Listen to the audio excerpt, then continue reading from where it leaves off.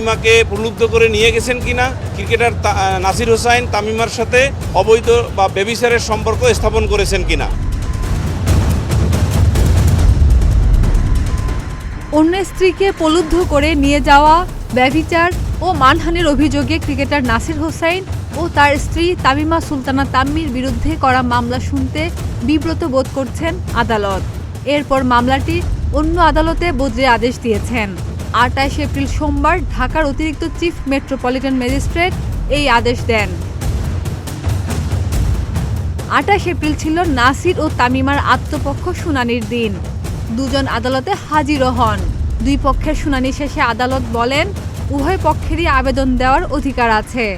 এটি একটি DG court. একটি মামলার শুনানি করতে যে ধৈর্য দরকার, এত সময় এই আদালতের নেই। এতে অন্য মামলায় ইফেক্ট পড়ে। আমি বিব্রত বোধ করে মামলাটি অন্য কোর্টে পাঠিয়ে দেই। এতে আপনারা কি নাখুশ হবেন?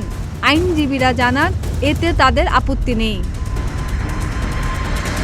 2021 সালের 24 ফেব্রুয়ারি তামিমার আগের স্বামী রাকিব হাসান বাদী হয়ে তাদের বিরুদ্ধে আদালতে মামলা করেন।